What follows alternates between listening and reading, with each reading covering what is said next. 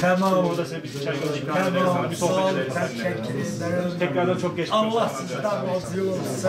Hoş geldiniz. Safa geldiniz. Devlete çok teşekkür ediyorum. 112'den gelen telefon üzerine Bahçesaray'da bir hasta amcamızın kalp krizi geçirdiği bilgisi geldi. Bunun üzerine biz Sayın Emniyet Müdürümüzün, Havacılıklardan başkanlarımızın bilgisi dahilinde ve kendilerine ileri bir şekilde emirleriyle uçuş ekibimiz hemen görev aldılar.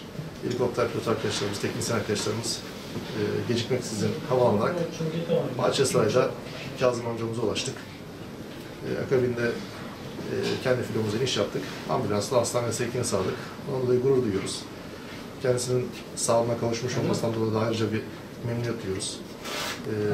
Bugün Kazım amca, dün Ayşe teyze, yarın Mehmet amca, hani kimler olacağı belirsiz ancak bizler her zaman Türkiye'nin her köşesinde vatandaşlarımızın, amcalarımızın, teyzelerimizin yanında olacağız.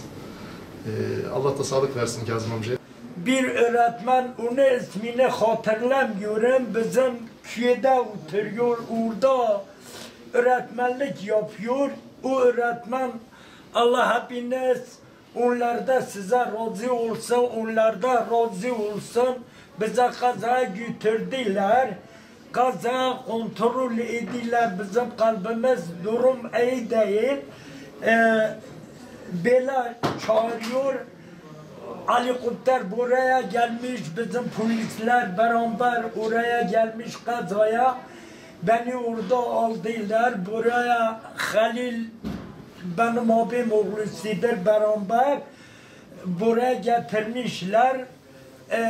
Doktor bize kalbim kontrol ettiler, bize anju ettiler. Hamdolsun çok iyiyim.